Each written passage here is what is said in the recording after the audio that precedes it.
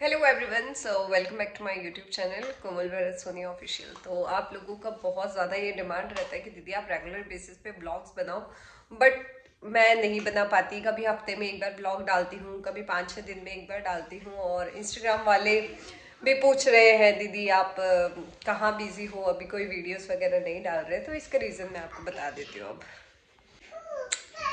तो आप लोगों को शायद पता होगा कि मुझे आज के 3 महीने पहले अप्रॉक्स सितंबर में जब कानू का बर्थडे था, तब मुझे अच्छा खासा टाइफाइड हुआ था।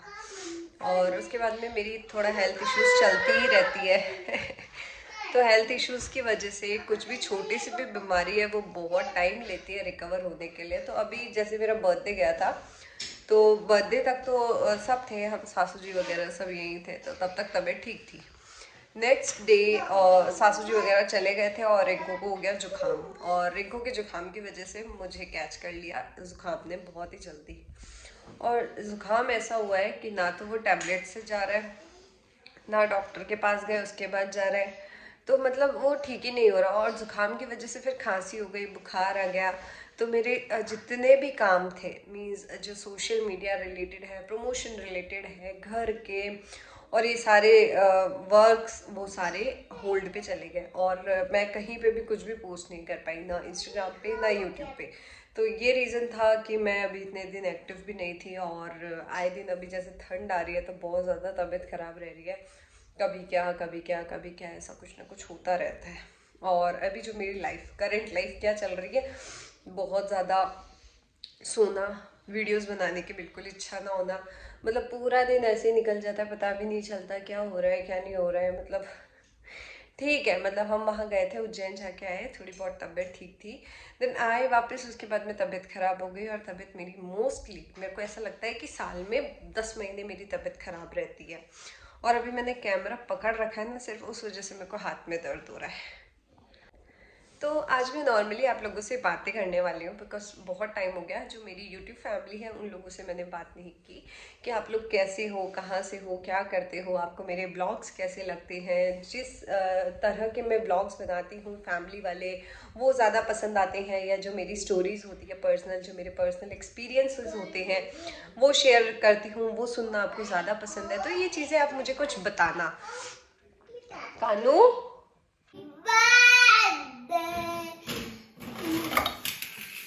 कानू पहले तूने मेरी 3 चूड़ियां तोड़ दी, अब मत तोड़ना बेटा। हाँ, इसको व्यवस्थित रख दो। आप क्या कर रहे हो माँ? मैं आपकी वीडियो बना रही हूँ बेटा, मैं आपकी वीडियो बना रही हूँ। इसको मेकअप का इतना शौक है ना, हद से बाहर, बस मेकअप करता रहेगा पूरे दिन। मेरा मेकअप लेके पूरा मेकअप बिगाड़ देता है। कानू इधर देखो, स्माइल। हाँ, तो आगे बात कंटिन्यू करते हैं थोड़ी बहुत। हाँ बेटा, मेरे इयररिंग्स दे दो, मेरे कान में पहनने के हैं। ये कानू इतनी मस्ती करता है बेटा, रख दो, या तो रख दो। हाँ हाँ, तो आगे बात कंटिन्यू करते हैं। कानू बहुत ज़्यादा मस्ती कर रहा था। तो अब मैं आपको बताती हूँ कि जैसे कि अभी मैं बीमार हो गई थी, तो टाइफाइड वगैरह की वजह से जो मेरे को रिग्रोथ हुई थी बालों की, वापस से गई। और अब तो हेयर फॉल मतलब ऐसा हो रहा है ना कि जो बाल है वो भी बचेंगे नहीं बचेंगे पता नहीं है, वो वापस आ गए। नहीं खोल रही। तो यार कोई मतलब ऐसा कुछ खाना वगैरह, तो जो आयरन रिच फूड्स होते हैं वो भी मैं खा रही हूँ। और जैसा कि आप लोगों को पता भी है, मैं ऑन ट्रीटमेंट भी हूँ बेबी के लिए। तो देन मैं ऐसा कोई अभी ट्रीटमेंट हेयर के लिए स्टार्ट भी नहीं कर सकती हूँ। और मेरे बाल, आई मिस माई हेयर। पता है मेरे इतने घने बाल थे। और ऐसा आप लोगों के साथ भी हुआ है क्या कि आपके बहुत अच्छे बाल थे, आप बिल्कुल केयर नहीं करते थे, उसके बाद में आप बीमार हो गए और आपके सर में बिल्कुल बाल नहीं बचे। तो मैं और कुछ बात सोच के थोड़ा बहुत और आपसे बात करती हूँ। हाँ, तो बहुत सोचने के बाद में मैं आपसे आज थोड़ा बहुत शेयर करने वाली हूँ अपनी बचपन की थोड़ी बहुत यादें, थोड़ी बहुत मेमोरीज। तो एक हादसा मैं आपके साथ शेयर करती हूँ आज कि मेरे साथ जब मैं 3 साल या 3.5 साल की थी तब क्या हुआ था। पापा मम्मी बाहर रहते थे, मतलब हम लोग बाहर रहते थे, जैसा कि पापा की फौज में जॉब थी। तो हम छुट्टियों में आते थे।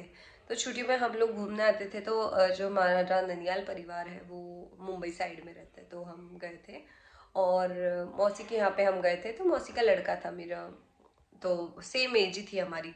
तो हम बहुत अच्छे मतलब साथ में रहते थे, अच्छे से खेलते थे, लड़ते थे। तो दिन हमारे को तब मिले थे 25 पैसे, और 25 पैसे 50 पैसे दिए थे मम्मी ने कि टॉफ़ी लेके आ जाओ।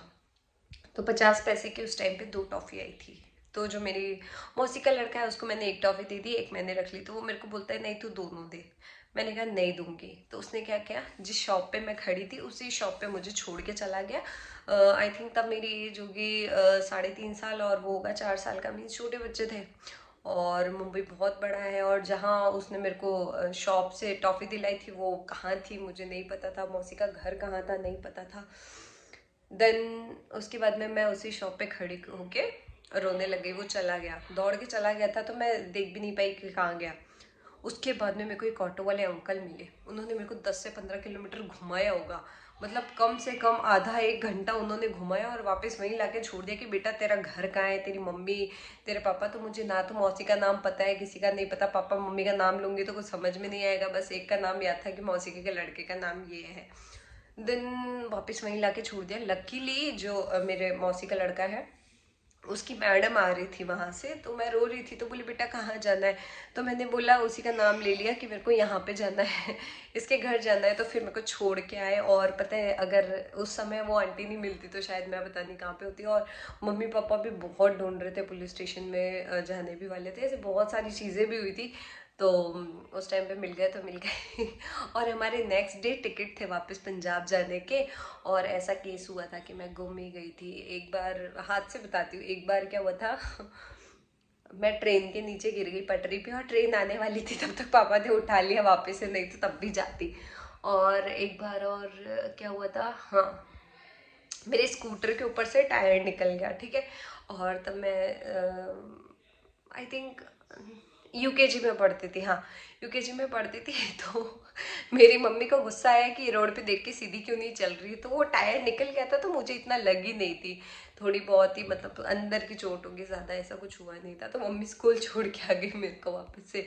फिर वापस घर पे लेके आई, थोड़ी देर बाद उनको रियलाइज़ हुआ होगा, घर पे लेके आई। फिर उन्होंने मुझे मिठाई वगैरह खिलाई और ऐसा।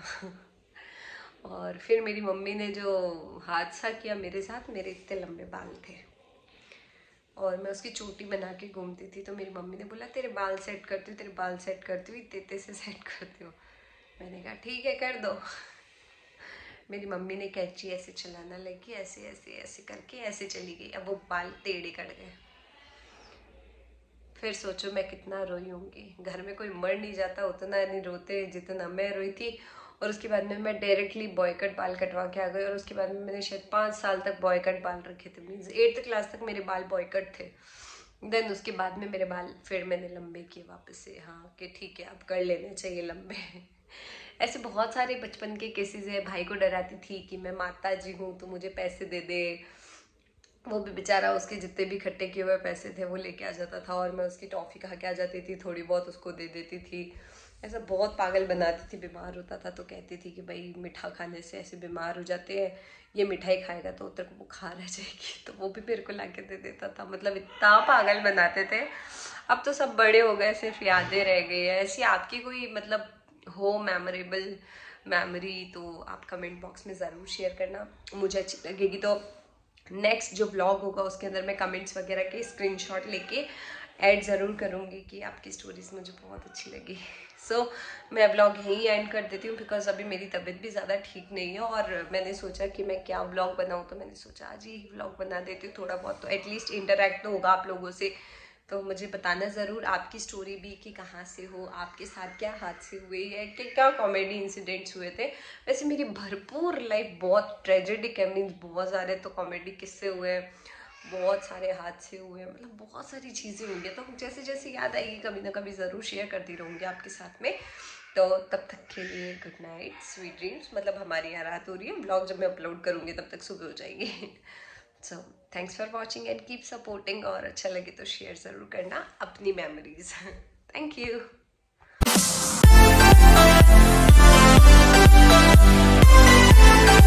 है।